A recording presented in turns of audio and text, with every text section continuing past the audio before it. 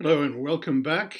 Okay, so we pick up the course looking at the fourth chapter in the textbook, and we're looking at uh, another major shift in civilization in a form that sort of brings us closer to the present time in some of the aspects of what we're looking at.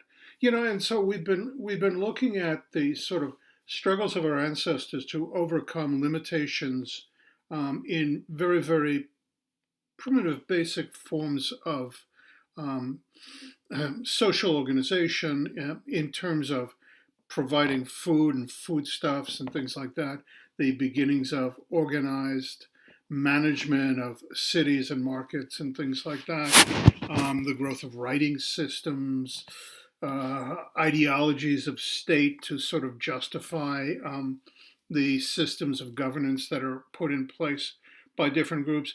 We're now at a point where, indeed, a shift has occurred in which military warfare, um, which will be spurred, as the text suggests, by certain military innovations, right?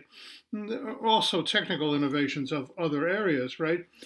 Create a new era in time marked by new forms of state, which have much larger geopolitical both ambitions and economic and cultural goals for them, right? So a new format begins to emerge, driven primarily by the growth of warfare and the ability to conquer and subjugate people. Out of this will come a system where fierce warriors will protect those people who have come together within cities and even in the so-called hinterlands, the outlying areas around the cities, are now sort of more fully integrated into uh, what what is emerging as a system of governments and a way of life, right?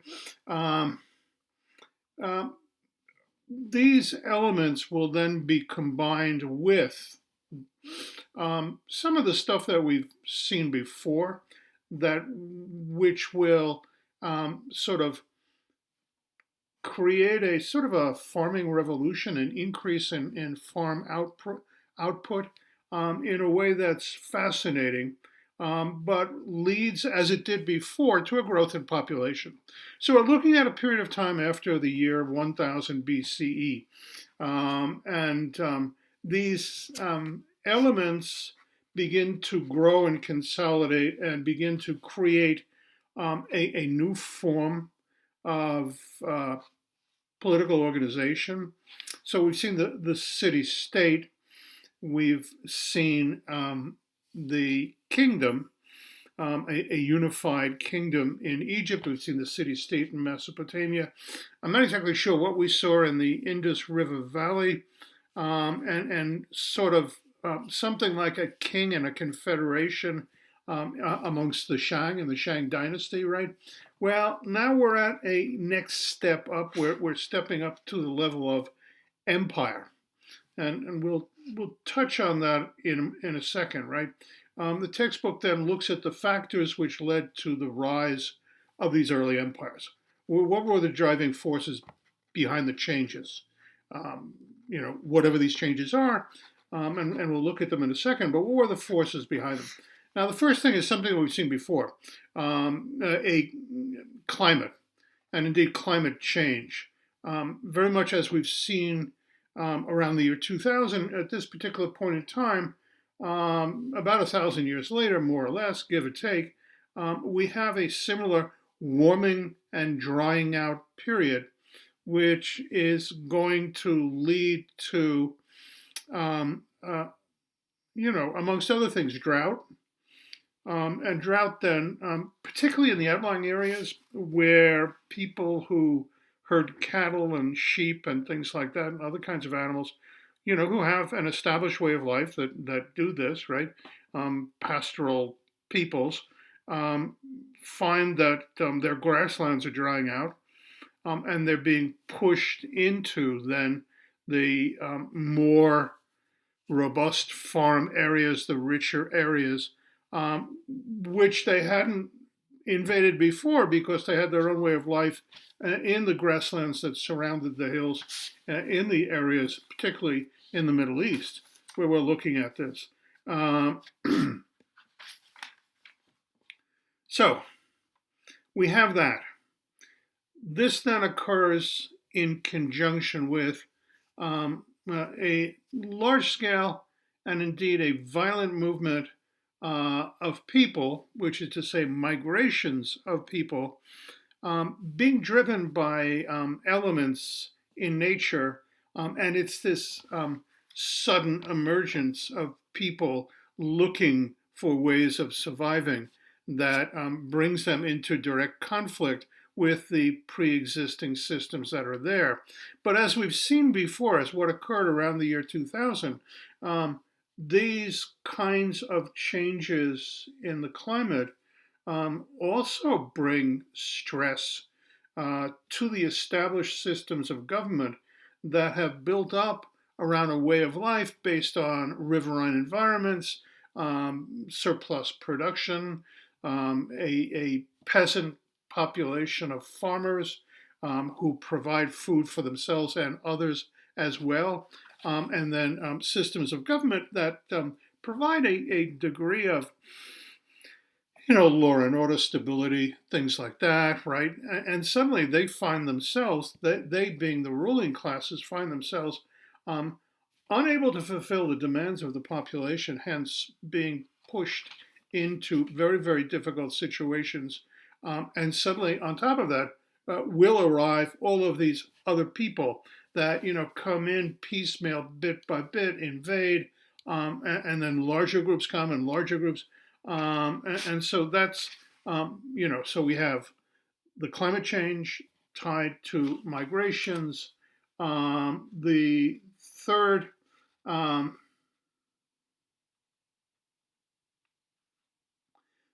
issue here are technological changes that have occurred, and that are going to piggyback on top of the other things that are occurring, right? And so, very quickly, the emergence of the camel as sort of the vessel of the desert, this unique animal with humps that are really stored food that enables the camel to go for weeks at a time, carrying supplies in the desert without food and water, because they contain within them residual energy sources that they can draw on. So their emergence is going to be tied then to issues of trade routes that open up different areas in the Arabian Desert into the Syrian Desert. That whole area begins to open up with the penetration of camels and a way of life that will emerge in conjunction with that. The second piece of new technology will be ships. Now, there have been ships, and remember, we looked at the Indus River Valley, and we saw that they're a fascinating culture in a lot of respects, and indeed, they have levels of technological development, right? Indoor plumbing and things like that, and swimming pools that may have had certain kinds of ritual baths to them, elements like that. And yet we don't have a writing system, and we don't have clear indications of sort of a system of governance, a ruling class per se, even though we have all of those indications of a generalized spread of certain factors that suggest some sort of an organizational structure. Weights and measures are unified throughout, things like that, right?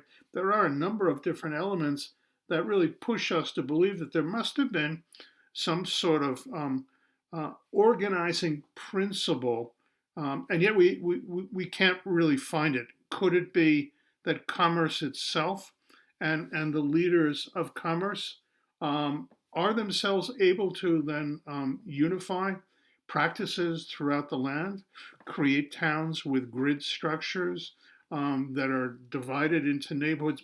That being said, one of the things that we did mention, which is really important here, is that they were into commerce and trade, and they had a very strong artisanal, artisan craft industries there.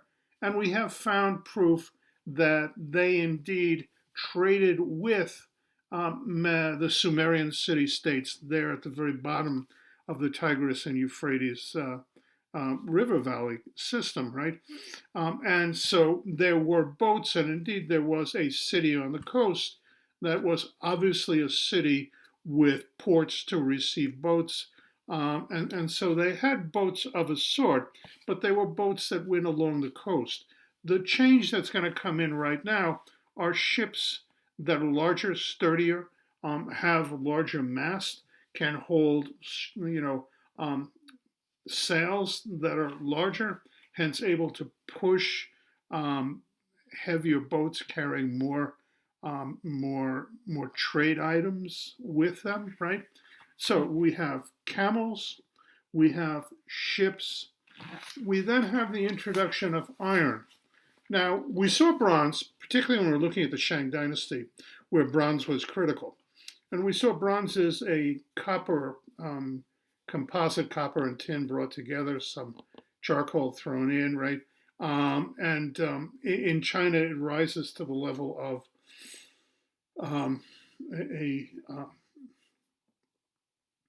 an art form together with the ability to create weapons and certain forms of tools and things like that, that bronze was stronger, more able to hold a sharp edge.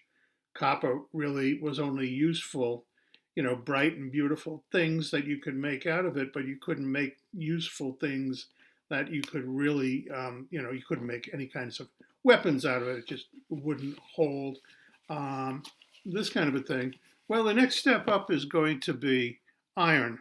And you could almost see how iron would emerge when you look at the Shang Dynasty and saw how the Shang Dynasty was able to maintain its control, its hegemony over society by monopolizing the bronze, the copper and tin deposits, as well as the places where they melted it, and the artisans who did that kind of stuff were controlled by the state. Well, you could see how that kind of a stranglehold by the government over something as strategic, as important as that, would break down once the technology became available to smelt iron, to melt it at a high enough temperature that you can separate it off from impurities and use it to make things like swords and other kinds of things. And quickly they began experimenting and putting a little bit of tin and other things in it to try and make it, move it in the direction of what is contemporary steel today. But iron of itself was very, very revolutionary for, a number of reasons. It's revolutionary because it is a highly available resource. It's not, strategically limited in certain places, right? So it was hard to sort of control it, right? Now, while the technology to make it is a little bit more advanced, yet on the other hand, the truth of the matter is it wasn't that difficult. And so very quickly, given its sort of universal availability and a technique that can be learned fairly easily, it becomes the metal of preference, particularly because it's stronger, more durable than bronze. And so it's really better as a source of weapons, a source of tools in agriculture, things like that, coverings for the wheels of chariots, especially, these kinds of things. So the introduction of iron then sort of steps things up again, raises the ante. The introduction of, camels and ships are going to increase contact trade, the growth of wealth, things like that, exchange. Well, iron then will give advantages to those people who can organize armies and equip them with iron weapons. Let's see. Okay, so those are the three major technological advances, right? There is, the book suggests innovations in both military and administrative control, which will be really interesting. Let me just throw something in that's kind of my own and not in the textbook.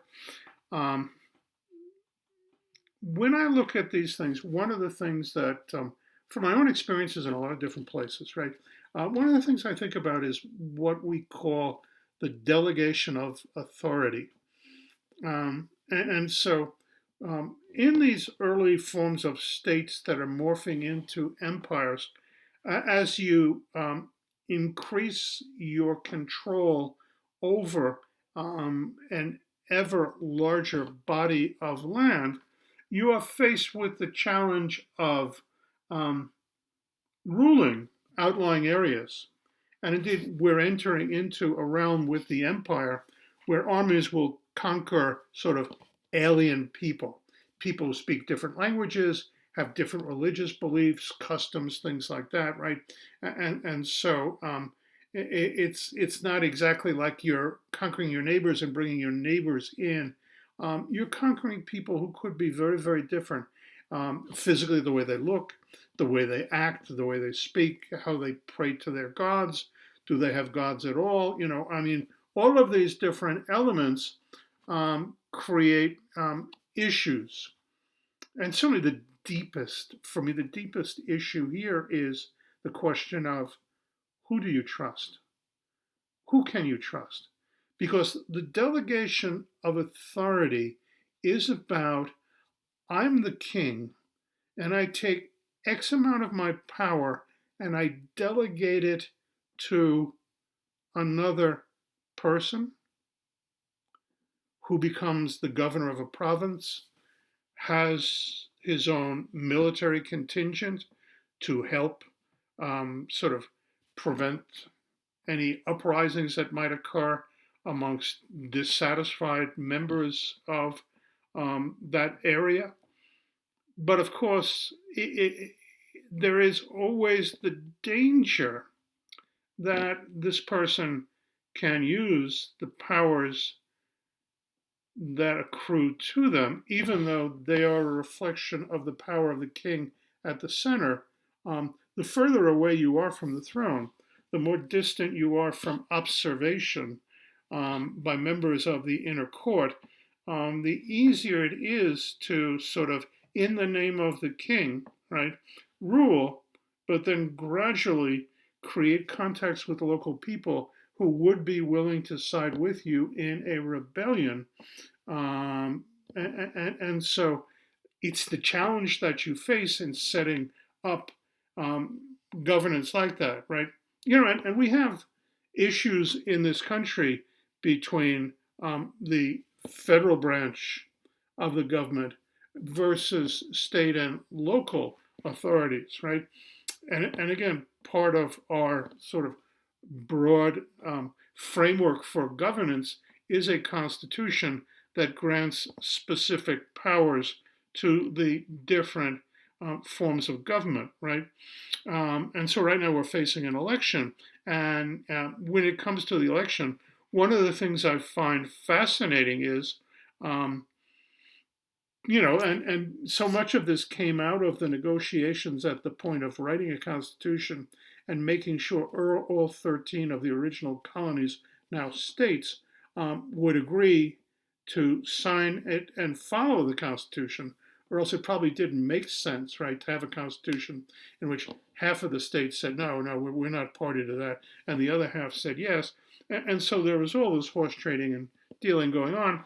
And one of the things that comes out of this is in the federal elections, states have a great deal of right and control over different aspects of the election process itself. That's something that's being called into play right now, and so we'll see how it works out, but it's interesting to see that, right? But that then is the struggle between the center and the periphery, right? Between the center and Washington, D.C., and independent states, Mississippi here, Oregon over there, New Hampshire up over here, right? Florida down there, Georgia, this kind of a thing. Each of the individual states have their own state constitutions that delegate how electors are chosen and things like that. What happens in time of crisis and other kinds of things, right? So we'll have to see how that works out, right? And again, we're walking on hot coals when we talk about the Constitution.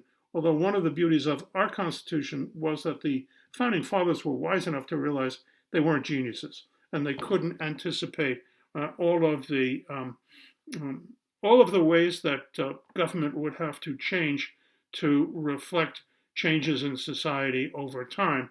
And so we can amend our Constitution. But they were also wise enough to say, okay, you can amend your Constitution, but we're going to make it hard for you to do it. We want to make sure that there is buy-in in the population. Okay, so back here again, the military and administrative controls will certainly in this chapter be associated first with the Assyrians. And what we're looking at is the new Assyrian Empire. There were two empires before, the old and then the middle Assyrian Empire. Obviously, when you were living in the old Assyrian Empire, you didn't realize it was the old Assyrian Empire. Historians later on will name these different periods. The most famous, though, is the new Assyrian Empire, which really creates an extraordinary system of governance, and sort of both indicates structures that others will follow, knowingly or unknowingly, right? But also indicates the limitations of sheer force and oppression of a population, and what can ultimately lead to. Okay, so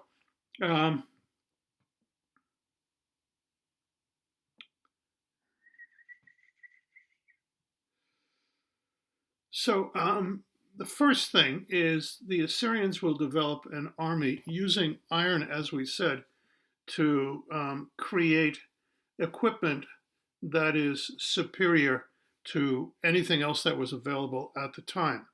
Well, this is not to say that after 300 years, because it lasts for 300 years, after 300 years, outlying areas won't learn how to make their own weapons, right? But the Assyrians will actually develop an army that goes out year after year after year through the areas they've already conquered, making sure that there isn't any resistance, and then moving on and expanding the empires. And the map in the book shows you the progressive expansion of there, right? They also develop a system of deportment, forcible deportment. What that means is they will round up people. There's resistance.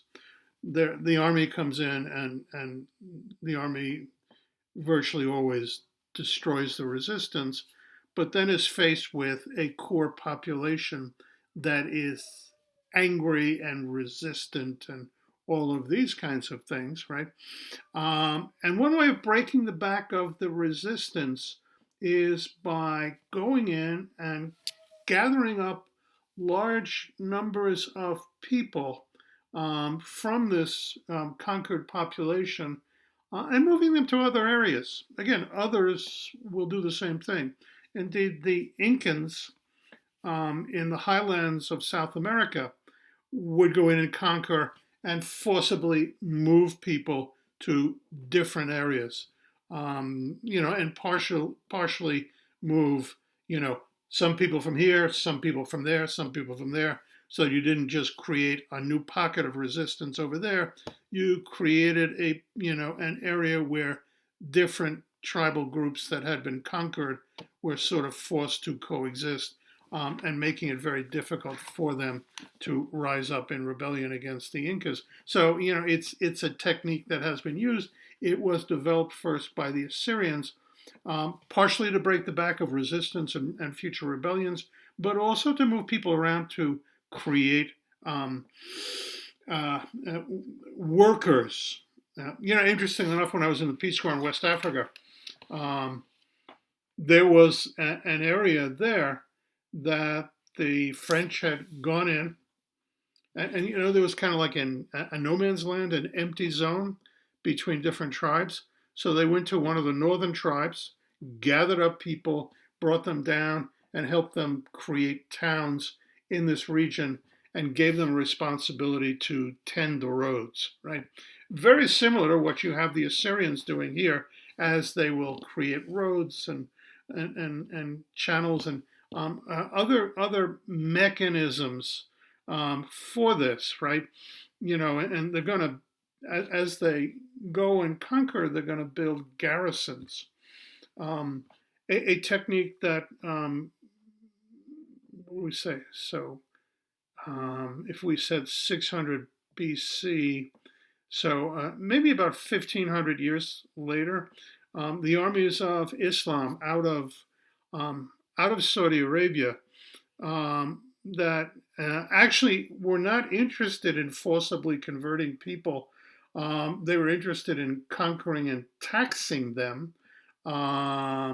Would go out and establish garrisons in different areas after they had conquered them. And indeed, the military force would live separate. And so in Cairo, you had the city, then you had the military garrisons outside the city, but sort of defending the governors of the city if there were any rebellions. Similarly, as they went across North Africa, they did something similar. So we can see this issue of deportment reappearing as well. And again, the creation of roads will then be tied to the creation of garrisons that need to be stocked with food and other things, and replacement soldiers coming in to, and then they also developed relay stations, right, along the way, so that, like we had here with our earliest system of, the what's it called? The writers in the West who would carry messages. And I unfortunately, I'm not a young man anymore. It doesn't always come back to me right away, right?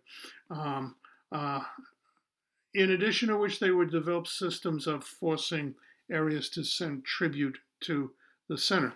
Okay, let's look then at the Neo-Assyrian Empire. 911 to 612. When it falls with a crash, because when you look at it, you say, "Wow, these were not nice people," right? And so when it falls, when indeed the power at the center shows itself to be weak, and there's an uprising, everyone rises up against it and massacres officials throughout the realm. All members of the royal family are massacred and slaughtered, and people had enough, right? Enough of the way of life that it was, right? Still, they perfected techniques of imperial rule, right? Particularly using raw military force, the raw military side of imperial rule. Now, obviously, when you go in and conquer, right, you use force to do it. The problem is you will continually be forced to use force to maintain it, to keep it in power, right? And this is what eventually happens here, right?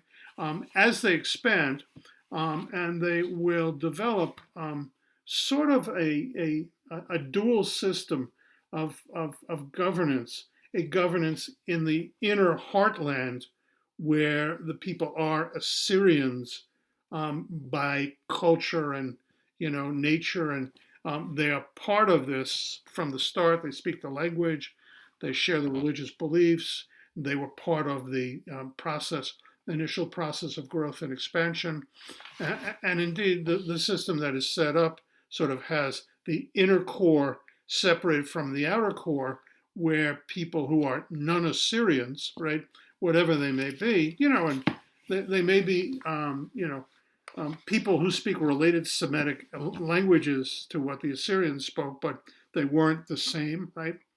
Just as we have, um, in Israel today, we have the Hebrews and the Arabs, who are really cousin, kindred, right?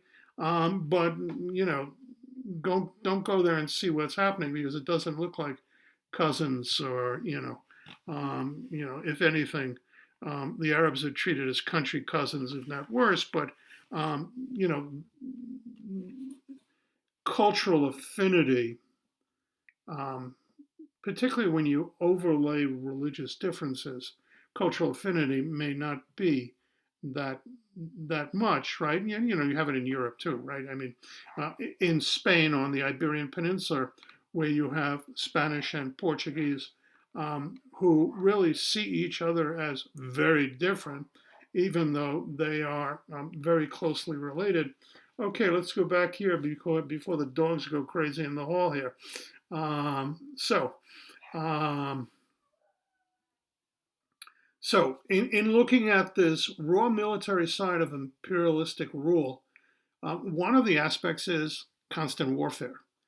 Every year, the army is out fighting, and so you develop then a professional army that is schooled, and efficient, and brutal, and that then engages in the brutal exploitation of subjects, right?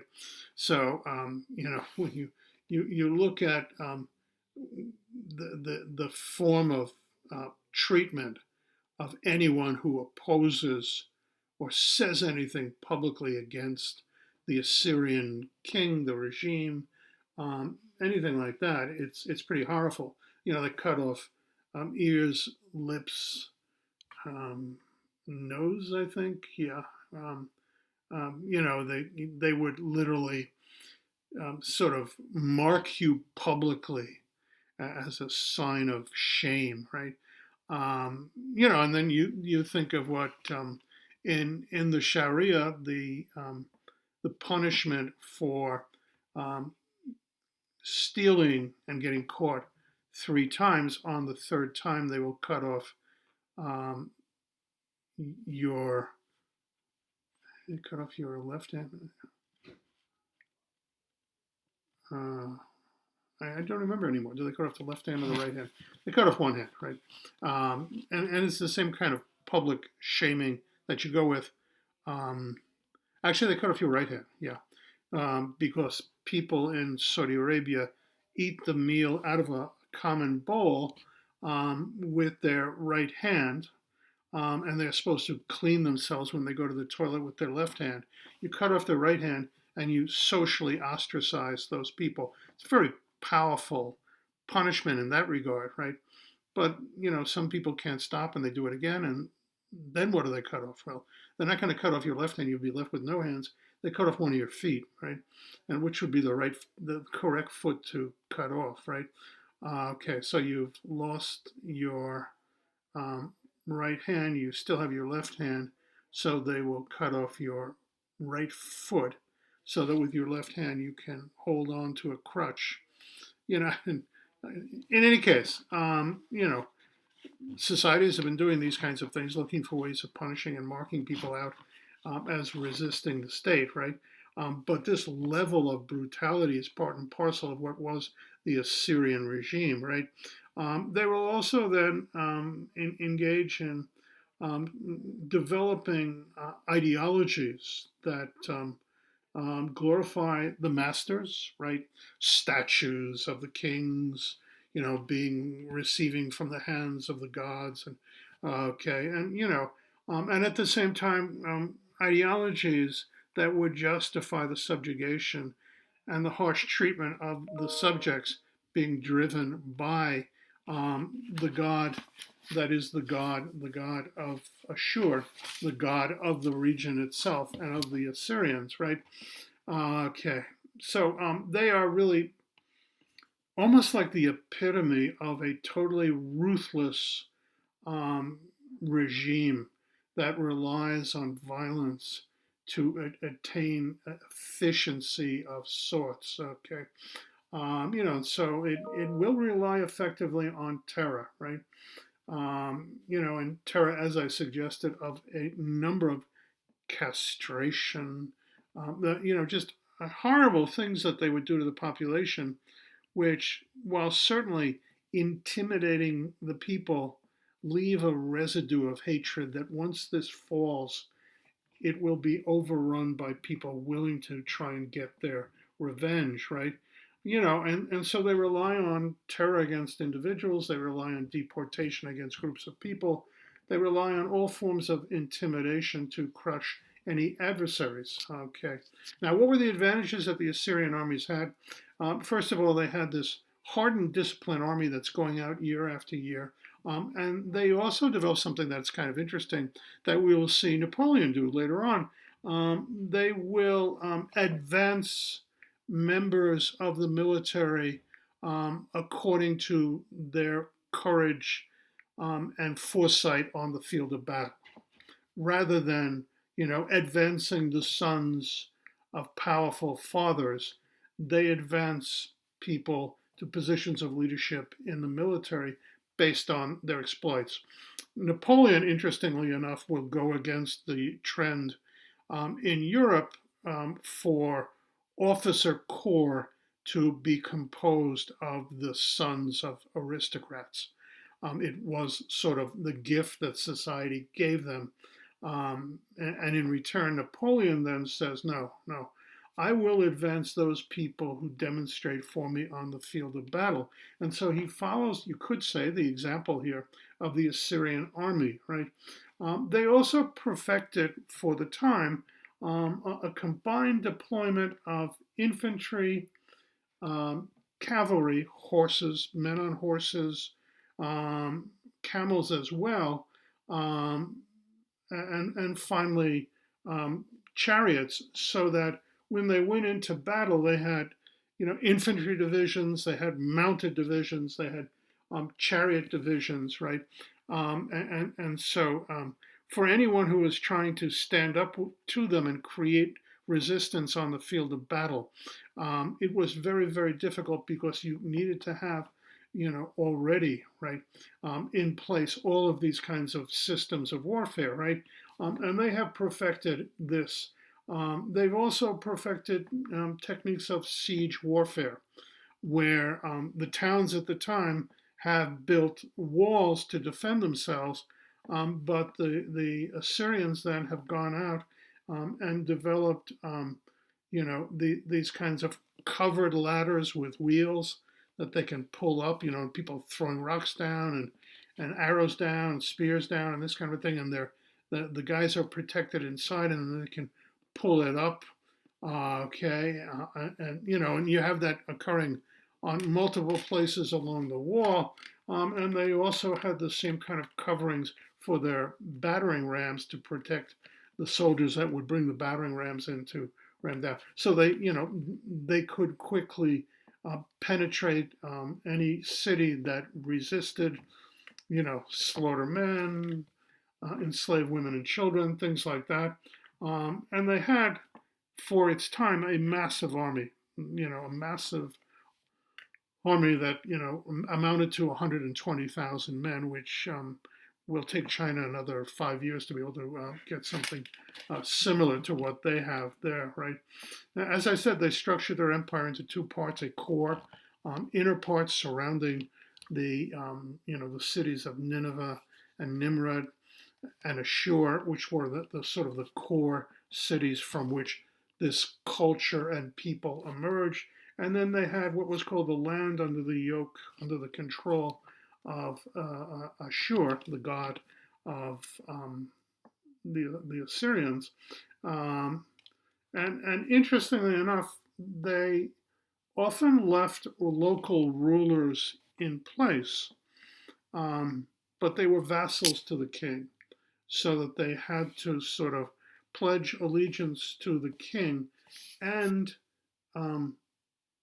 pay in a yearly form of tribute that, of course, will become the model in China later on, right? In its dealings with places like Japan, Korea, um, Vietnam, um, Southeast Asia, the nations around the periphery of China that the Chinese just don't want to bother to conquer.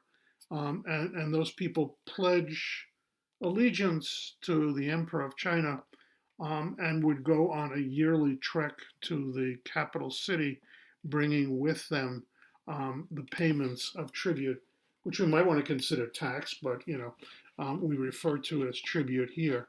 In any case, the outer areas then are going to be forced to pay in gold and silver, which will then be used to pay the army and keep the army satisfied, right? Because after all, the army is the basis of the power of it, right? Um, Now, the Assyrian ideology um, is kind of interesting. Um, so we see the way they rule, right? They rule with, you know, a closed fist, right? They are tough, nasty, in your face. But they also have a system of ideas, indeed, that can constitute propaganda of sorts that justifies their rule and why they must rule in the way they do. And what they claim is their God, Ashur, has divinely determined that the destiny of this regime is to expand westward to the Mediterranean. Um, their own, okay, I've forgotten that, right? Um, I'm sorry. I was going to say something else, but it escaped me, right? Okay. So Ashur is the national god, and we've seen how each of the Sumerian city-states had their own god, right?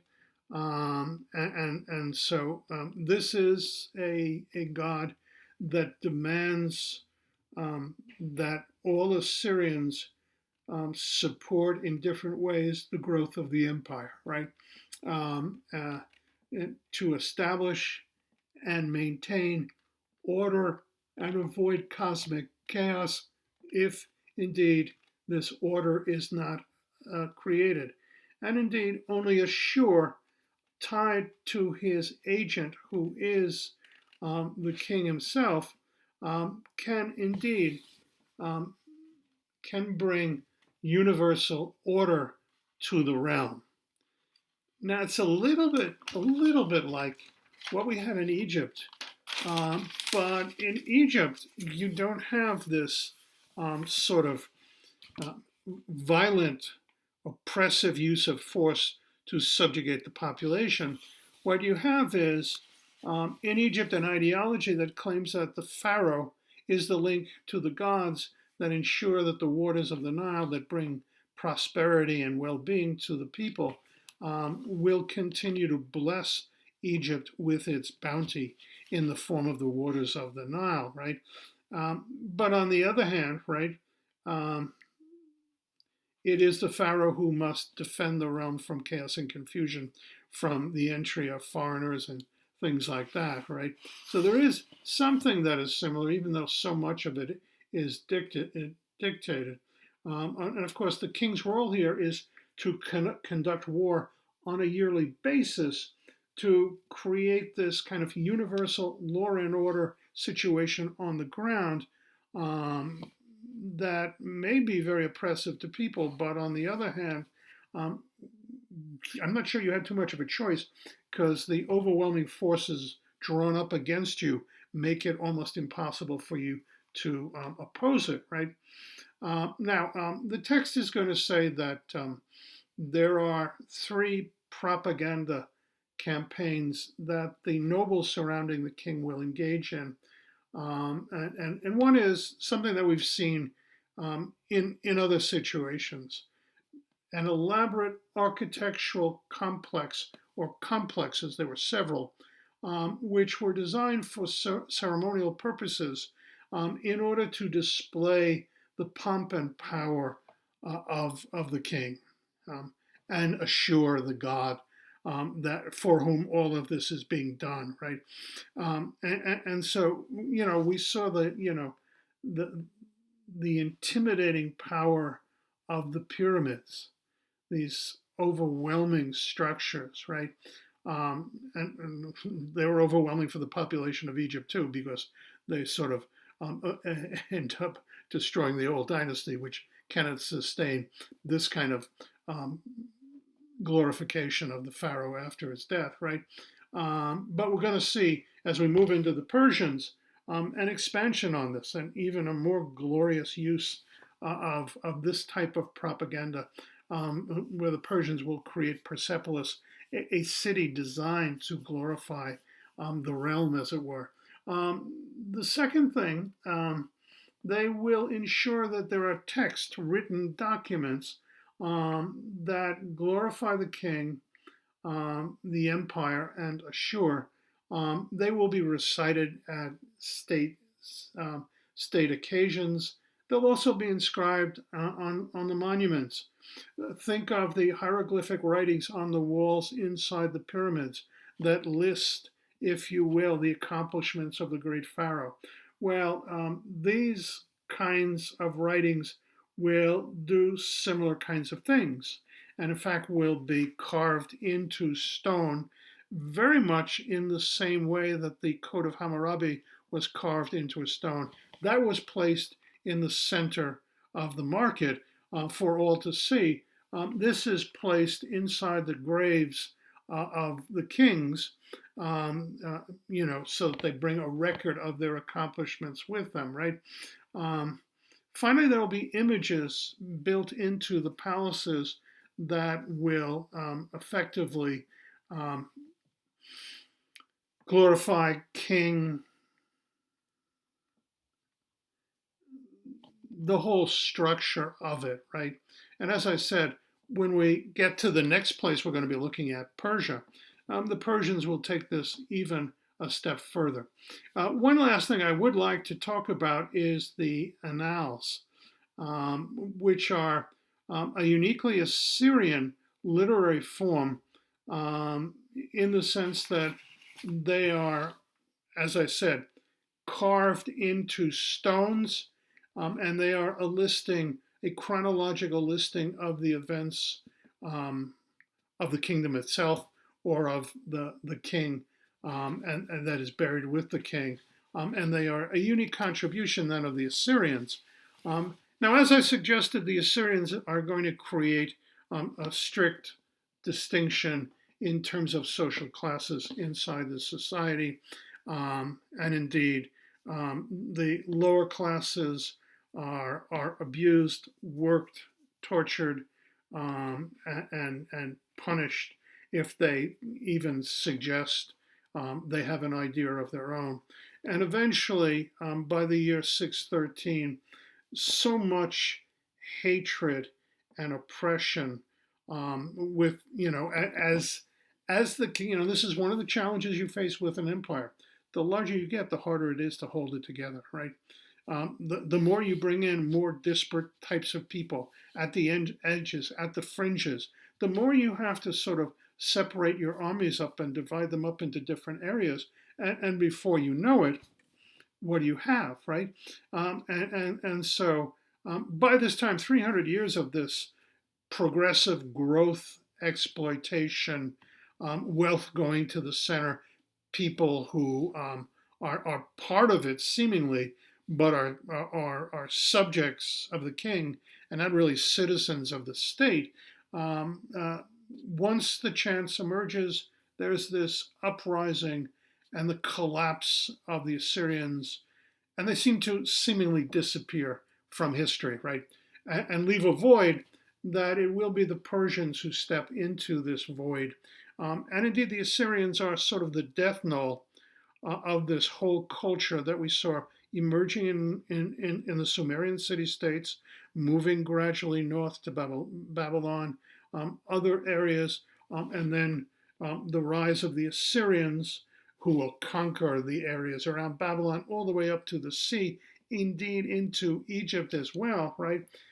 Their collapse and their fall means the end of that civilization, that Mesopotamian civilization that we've seen. And it's going to be replaced by peoples from the highlands, um, out of um, the the Persian steppes, who will come down and create now a new system of governance and a new empire. But we'll leave that for the next lecture. Okay, thank you.